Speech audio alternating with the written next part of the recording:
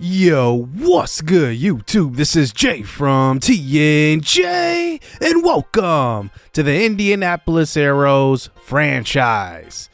The Arrows right now are 63-49. We are 6 wins short of last year's win total with 2 months to go. I mean, that just shows the turnaround here from season 3 to 4, and we have not, signed any big time free agents. We haven't done anything unrealistic. This has been like just a true rebuild. I've loved it so far. And in season 4, obviously we are in the race here for the AL Central and for the AL wild card. One thing that has been improving, but maybe not at the rate that we'd want it to, is batting average. We are up to 17th in average and 17th in runs, or 19th in runs actually. But pitching wise, we are dominant. I didn't expect to be this high right now. We are sitting here at first in ERA in the entire MLB, which is awesome. And we just continue to rebuild also our farm system throughout this series with very good drafts. And then those draft picks turn into really good players, and you can kind of see the result here with these stats. Deshaun Jackson was a guy that I did not expect to do anything. He was literally just moved up to fill in for the injured Ojo Taikan. He had a 2-month injury, and he's hitting .324 in about 34 at-bats. That's actually really, really good. It's funny because the former Rookie of the Year, Paulo Reyes, is hitting his best in average, but not slugging his best. But now all of a sudden, he's just a better overall hitter now that he's lost attributes. It's pretty funny to see that happen. Ojo Taikan should be coming back in a couple of weeks. We should see him later on in this episode make his return. Salvador Perez in his first year is leading our team in home runs with 25. Him and Joey Meneses are 1 and 2. We acquired Meneses at the trade deadline. Jack Sawinski is hitting home runs still 15, but his average is down to 231. Ian Happ's got 18 home runs as well. I should note that. But we are doing pretty good offensively. Obviously, some of our bench bats aren't doing great, but I guess that's expected because they're on the bench for a reason. Pitching wise, our starting rotation that includes Tayfon Edwards, Jose Urquidy, Jordan Montgomery, Todd Workman, and Babe Miller are all doing pretty well except for Babe Miller. Babe Miller is definitely struggling this year. I don't know where this came from because he was really, really good last year, and then all of a sudden now he has a down year. Maybe it's just a down year, who knows? But our bullpen, we decided to make a trade at the deadline, trading for Genesis Cabrera from the Brewers and trading them Liover Peguero, who we have been having as a kind of a backup shortstop in our organization, and I think it just fit both teams that we decided to move on from him and get a good pin arm that probably can help out Ronaldo Lopez in some tough situations. So let's go back to our draft episode a couple of episodes ago where we drafted. Our scouts had ranked the number 1 guy, number 2 guy, and number 5 guys in the draft. So we look at their ratings. Roy Page ends up being 87 overall, 87 potential, 66 overall. Pretty good ratings. I thought he would be a little bit higher, but that's okay. Enrique Villalobos is going to be 65 overall and B potential. Now, he was the number 1 rated MLB prospect and our number 1 scouted prospect, and he ends up being just decent to me. Like, I thought he was going to be really good also, but Kenny Marrero is actually really, really good. I like this guy a lot. As close as an A potential as you can get it, 89. And then he is 63 overall. He's got 62 walks per 9, which is actually really good for an 18-year-old. He's going to have some years to develop. I really, really like the first 3 picks, even though I thought their overall would be a little bit higher coming in. In the next round, in that 3rd round there, we drafted Jermaine Ness. We had really no information on him. He ends up being 50 overall, 69 potential, which kind of sucks. I was hoping that he would at least be in the 70s, but he ends up being 69, which is kind of a downer. Billy Schneider is exactly what we drafted him to be. He's 70 overall and 70 potential. I was hoping that he'd be like probably low 70s, kind of like what we saw when we drafted Keith Rice, but Schneider is excellent defensively, and he's got pretty good contact versus right, so I could see him as probably just a bench or a backup shortstop, middle infielder, a guy that we can have as a guy we can move up and down in the organization. Vernon Muriel is just a decent player. He's probably going to be a lifelong minor leaguer along with Jermaine Ness. I think those two probably are going to be lifelong minor leaguers. Then there's Alfonso Marin, who ends up being a really good defensive catcher, but he's got a long way to go to even being considered for the show. I don't even know if he'll even get that opportunity. We're talking like a 5-year project for him. So looking around the other drafted classes in the MLB, the Oakland Athletics actually pick up a generational closing pitcher at 20 years old, 99 potential, 66 overall. He looks amazing. So they pick up a really much needed player. They don't really have too much in their future that they're really holding on to. So they just need to just straight up rebuild. They do draft a couple of decent players, but Peter Hopkins goes to the Miami Marlins. He's a B potential guy that I really liked, and he's very good defensively. Orlando Lantigua was the guy I was going to pick up with our probably our second round pick, but he ended up going in the first. He's a very good offensive player, actually pretty decent defensively as well. He comes in with a high overall of 71 too. Pedro Gomez I considered with our third pick in the draft. Juan Castro was a first-round player I was kind of kicking the tires on.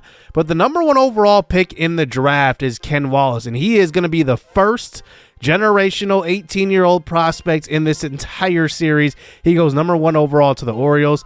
How about the Orioles, though? The storyline in this series is so funny for them. They ended up winning the World Series in Season 2. They end up getting the number 1 overall pick, winning the draft lottery in last year's offseason. Then they draft a generational prospect in this draft. Like, it's incredible. Like, what have they done to deserve that number 1 pick after winning a World Series just the year before? That is just insane. Justin Monroe is another player I was thinking about drafting. He goes to the White Sox. The White Sox always draft guys who we were considering. And then looking at the Cleveland Guardians, they have a pretty bad draft class, but I wanted to check out Boyce Ferreira, who I initially scouted, and I was pretty locked on selecting him if he were to fall. So no matter who was available, I had Boyce Ferreira probably first. And he ends up being a really good hitter, a very below average fielder, but he looks really, really good. He's going to be a good player in the future. But the Wranglers had a good draft, but is this going to turn into something? Because they have had good drafts before, and they are still at the bottom of the AL Central. They are in the middle of a huge rebuild still, and it looks like they aren't ready to compete just yet. So now we get into the games of this episode, where we face a very, very tough month of August, where we face the Boston Red Sox, who are right there competing in the AL wildcard, and they are ready to make a run. They traded for Willy Adames at the trade deadline, but look at this team.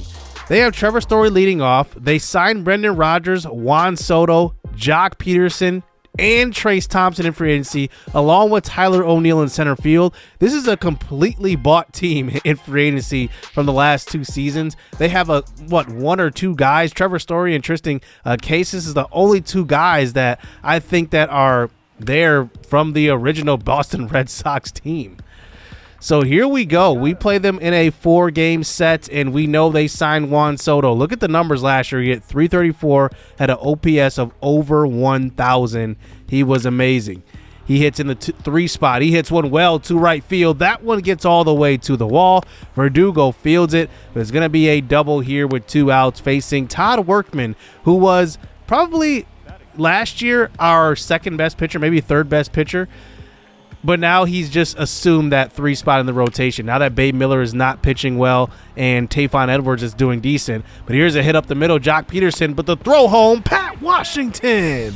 Right on the money will get Soto at the plate.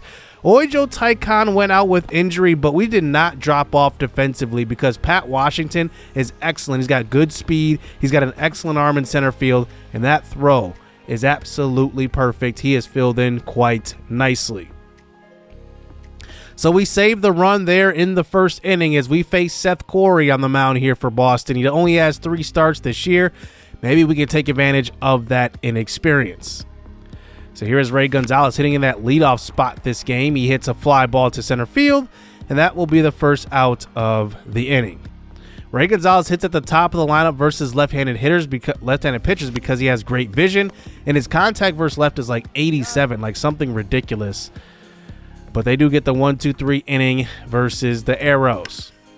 Tristan Cases to the plate once again here in the third inning. He hits one well to the left center gap. That gets to the wall, and it will be a double. Pat Washington gets the throw in, and now they have a man on second base with no outs to start the third. That's going to bring up the bottom of the order as the top of the lineup is right around the corner. Jorge Alfaro at the plate, hitting .294 on the season. We had him last year in MLB The Show on our team, and he actually did pretty well. But he never hit .294, I don't think, though. Brendan Rodgers comes to the plate, though, with 2 outs and just grounds out to Ian Happ, and that one will end the inning. Pat Washington comes to the plate. He's been hitting the ball well since taking over in center field, and he's taking advantage of every at-bat he can get. Usually, Pat Washington's a .220 hitter. He's hitting .256 on the year, so I will take that. Cam Collier, the young third baseman, 21 years old now coming into the season. He's actually hitting the ball really, really well. He started slow, but he gets a base hit right there. The top of the lineup is back at the plate now. Ray Gonzalez, he will watch that one, and it's ball 4. So bases loaded here as the number 2 hitter in our lineup is going to be Joey Meneses, traded for at the deadline. And we didn't give up too much. We did give up a couple of prospects, but I'm happy with what we got back. Meneses goes to opposite field. That one will be a single. Rounding third hard is Cam Collier. He will not go, but the throw was offline. He probably could have made it. But it is 1-0 here for the Arrows here at home. Alex Verdugo up to the plate now with 1 out. He gets one over the middle of the plate. He skies this one to right center field. Cam Collier's got 60 speed. We're going to try to make it here. If it's a good throw, it might get him, though. The throw is a little bit offline, and Collier will score from third. It's 2-2. This inning isn't over, though. Here's Salvador Perez back at the plate. He skies one to left field. It's foul, though, but he absolutely crushed that pitch. 3-2 pitch now. He gets one over the middle of the plate again. But this one's just a high fly ball to Juan Soto. Wow, he just missed that one by centimeters. That's crazy. So 3-0 here in this game now as here is Workman working in the top of the 5th inning. Fly ball to right field. And Verdugo runs that one down the right field line. Jorge Alfaro at the plate now. Chopper to third base. Collier. Good throw on to first. Will get the runner. And now there's 2 outs as Trevor Story comes back to the plate now. He hits one well to the right field wall, and that one will get down. And it's going to be Verdugo who comes up throwing here. Story's got good speed. He's going to think about it, but he does actually stay at second base. So Brendan Rodgers comes to the plate now with a man on second base, and that's just going to be a line out to center field. So no damage done. Workman has been pitching pretty well through 5 innings. Bottom 6 now. Here is Paulo Reyes, who's hitting over 300 for the first time in his career. That one will get all the way to the wall, and it's going to be a double here as with a man on first base. Now we have men on second and third, and we're set up here for another big inning as Jamie Barria is into pitch, and it looks like they will intentionally walk Ian Happ and load up the bases. So that's going to bring up Pat Washington, who I highlighted earlier, has been hitting the ball very, very well since taking over in center field. We'll see what he can do in a clutch situation here. 1 for 2 on the game. He gets one over the middle of the plate. Good timing on the swing, but he's under this one, and Alfaro will get the first out of the inning. Cam Collier to the plate now. He gets one up in the zone. He goes to left field. This one should be deep enough to score Salvador Perez from third. We'll see.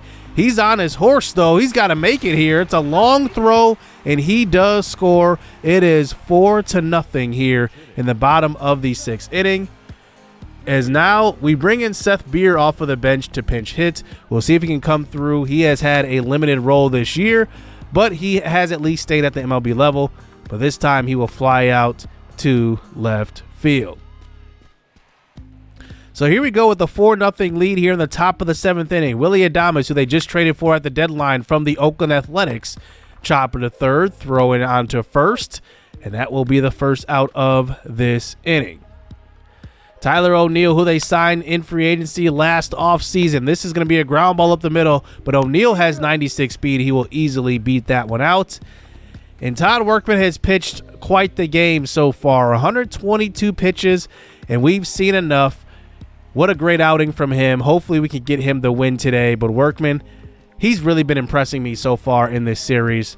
But we go to the bullpen and bring in Genesis Cabrera, who we just traded for. We'll see him for the first time in action as an Indianapolis Aero. And he faces Tristan Casas at the plate. This one's up in the zone. That one will be called strike 3 on the check swing.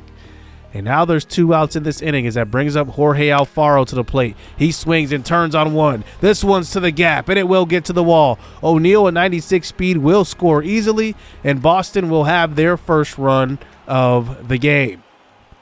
So Cabrera in his first outing gives up a RBI double right there. But we'll see if he can get out of this one. Trevor Story at the plate. 3-2 count here. He's 1 for 3 on the day, and it's going to be called ball 4. That one was right on the edge there. He doesn't get the call. Brendan Rodgers to the plate. He hits one well to center field. Back at the track, and Pat Washington comes up with it. It was about 10 or 20 feet short of the track just about, but still Pat Washington traveled quite a distance to get there. So on to the next inning, we decide to pull Cabrera. He's been allowing too many solid hits, so we bring in Jacob McDonald to the plate, or to the mound, and he walks Trace Thompson. And now the Boston Red Sox have men on first and second, 1 out. Willy Adames comes to the plate. He checks his swing, and he goes around. As they go to the bench here to bring in Rafael Devers, the pinch hit in a clutch situation with men on first and second. 2 outs. 2-2 pitch will be hit to left field. And Seth Beer, playing in left now, just misjudges it and allows it to drop right in front of him. I can't believe Seth Beer could not get to that, but Devers comes through with an RBI single. We decide to go to our bench and immediately pull Seth Beer out of the game. Need somebody better defensively, especially versus these crucial opponents here in these wild card races. So Jacob McDonald ends up loading up the bases here, and we decide to leave him in to face Jorge Alfaro. And he will get a pitch low. And he hits this one to center field. Pat Washington runs this one down, but it will not be enough to get the runner at home. And it's a 4-4 ball game here in the 8th inning. The Boston Red Sox work their way all the way back. And we're going to have to go to the bullpen and bring in Reynaldo Lopez. Maybe should have brought him in at bat earlier, but he does get Trevor Story 2 swing and miss. And now we're on to the bottom of the 9th. Can we win it here at home to open this series as Ray Gonzalez will face Tyler Duffy, and he will watch the knuckle curve inside. It's called ball 4. Joey Meneses at the plate, 2 for 4 today. He checks his swing, and the ump says he goes around. So now with 2 outs, that brings up Alex Verdugo. He turns on one, hits it hard to second, but Brendan Rodgers, easy play right to him. And we are going to extra innings. Reynaldo Lopez still on the mound here for the Indianapolis Aeros. He faces Willy Adames, who will walk to start this inning. Tristan Casas comes to the plate, and he will watch one on the outside half of the plate, and it's called strike 3. Jorge Alfaro, who's had a big game today, he continues it with a hit to right field. Alex Verdugo, a lefty, it's kind of hard going to your left and coming up throwing home, and he has to gather himself a good throw, but he's not in time, and Boston takes the 5-4 lead. We eventually bring in Archie Bradley here to get us out of this inning as he strikes out Brendan Rodgers. And now we're down by 1, and the Boston Red Sox had a huge free agency last year. They also signed Josh Hader, who is already, struggling so far this year. He won reliever of the year last year, actually, but has blown 5 saves already. So he faces Salvador Perez, who swings that one low, and he chased that one out of the zone for the first out of the inning. Paulo Reyes comes up. He makes good contact, but it's a hard ground ball to Brendan Rodgers. And now we have a man on third base here. 2 outs in this game, and Ian Happ at the plate. He gets one low. It's a 3-2 pitch here. 2 outs. Can Ian Happ extend this game and possibly win it with one swing? He gets one over the middle of the plate and hits one to left center. That one will score 1, and it's back to a 5-5 ball game off of the bat of Ian Happ. So this one is just not over quite yet, and Ian Happ comes through there in the clutch. Well, do we have one more in us? Pat Washington, he's going to hit one to right field, but it's just going to stay up in the air. And we are going to the 11th inning of this game. Both teams showing no signs of quit so far, as that brings up Raifala to the plate. He hits one to right field to start the 11th inning, and the man on second base will score due to the extra base runner rule in extra innings. And they do take the 6-5 lead, as that brings up Victor Robles to the plate. Ground ball to second, and they only get one here in the 11th. But let's see if we can match him here. That's going to bring up Cam Collier to start out this inning to still face Josh Hader, who they kept in the game. We'll see if he can come through. Pat Washington's on second base. He's got good wheels. That one's hit to right field. Pat Washington holds up here. The throw home would have been offline, it looks like. So Washington might have scored on that. Jack Sawinski comes to the plate. He hits one sky high in the infield. And the one thing that we didn't need in that situation was a fly ball in the infield or a strikeout, and that happens. Ray Gonzalez to the plate now. Chopper to third, on to second, on to first, and the Red Sox pull this one out in extras. I just got done saying how Jack Sawinski could not strike out or pop up in the infield, and he did just that, and then Ray Gonzalez grounds out into the double play. That is just tragic right there. And the Boston Red Sox get us here in extras, 6-5. They get 11 hits to our 10, just to show how close this game actually was. I feel bad, though, because Jonathan Workman definitely pitched a very, very good game to get us in that position. And now we find ourselves in this same position the following game. Bottom 9, down 5-4, and with a man on second base with a chance to tie this one up. It's Seth Beer at the plate. He is 2 for 3 in this one. We'll see what he can do versus Hader. His Hader gives him a 3-2 count and then eventually walks him. So now we have men on first and second here. Salvador Perez is going to come in to pinch hit. He got the day off, but a clutch situation like this, Salvi wants to be up at the plate. He gets a 3-1 pitch. This one's low. He fouls that one off. Let's do it again. 3-2. A slider. Strike 3. It's tough to strike out Salvador Perez. He's got excellent ratings versus left-handed pitchers, as that brings up Paulo Reyes, who hits a chopper right in front of the plate, and it's going to end it. The Red Sox win the first 2 games of this series. The first one 6-5, the second one 5-4, and they get a big-time road victory. As we continue this series on to the next game here, we end up simming the next one, and it looks like we get the 8-7 victory. So 5-4, 6-5, and 8-7 are the first 3 games. And then we lose the final game of the series 6-3.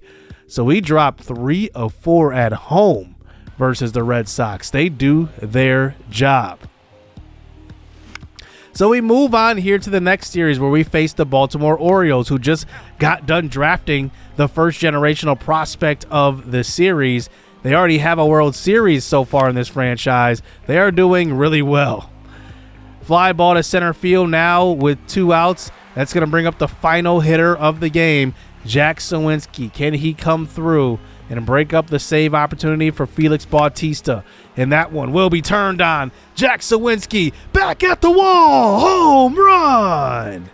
A 9th inning Jack here to tie it up at 4 apiece. All of these games are tight here in the month of August, and it seems like the Arrows are finally competitive here down the stretch. But is it enough to possibly steal the division or a wild card spot? But being competitive versus the wild card teams is definitely what we have to be. But we end up actually quick managing the next half inning, and the Orioles walk it off in the 9th inning. They end up winning 5-4. So we've seen losses of 5-4, 5-4, 6-5, 8-7 here in this episode. And it's just one of those episodes where it's just a tight game every single game here.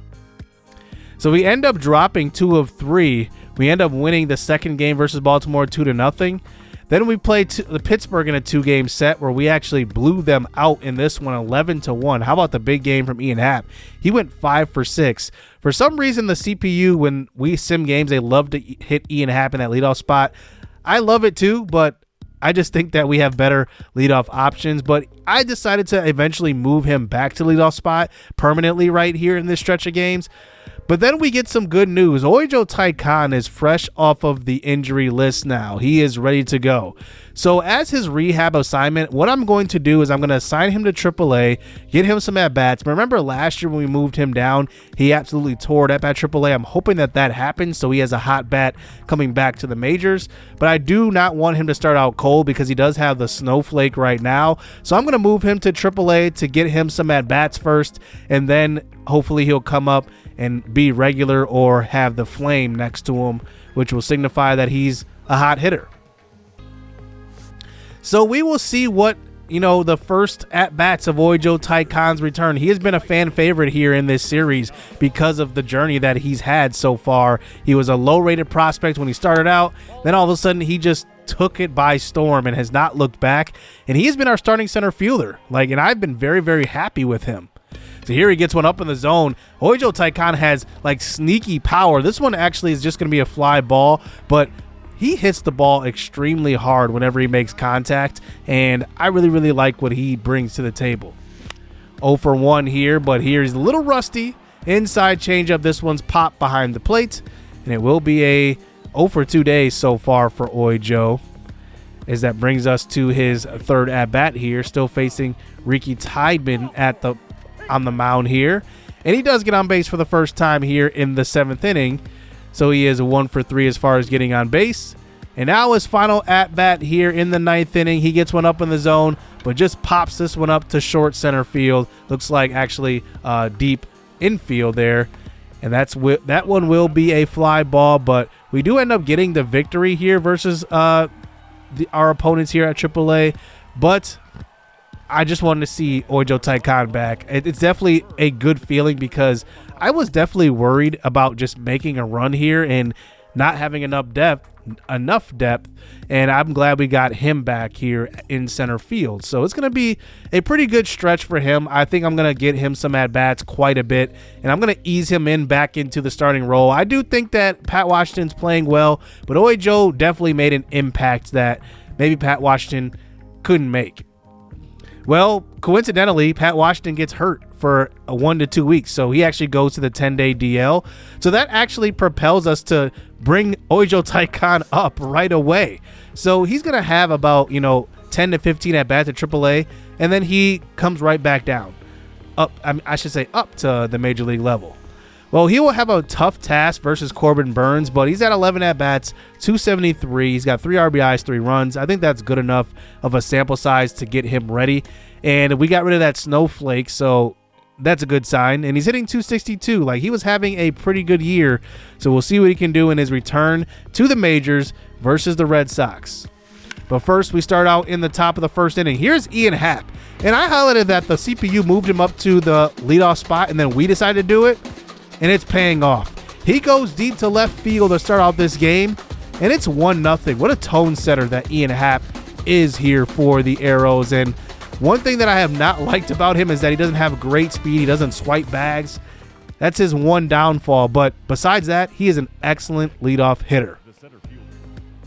So here is Ojo Taikan's first AB back at the MLB level as he comes off of a 2-month injury, and he hits one to the left side. That one gets through the infield for his first hit and his first at-bat since returning from that injury. Very, very excited about Ojo Taikan and what he can do for the future of this team. Here he gets one inside in the second AB. Turns on this one. It may have been just a bit inside, but it will just be a fly ball to right field. As we are up 2-0 in this one, but Boston eventually comes back and ties it up late. Something about Boston in this series.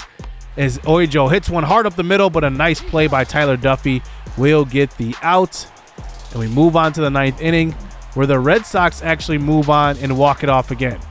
So this is going to be maybe the team that could be our kryptonite in this series. The Red Sox, we just could not beat in this episode at all. We lose, we lose 4 or 5 of them so far this episode. And that sucks because now we're getting to a point in the season where we have to beat these teams. I mean, we have Cleveland coming up, we have Baltimore coming up, and we end up getting swept by Boston. So in that series on the road, we end up losing all 3 games 2 of the 3 losses come within 1 run, 4-5, 2-3. We lost 6-0.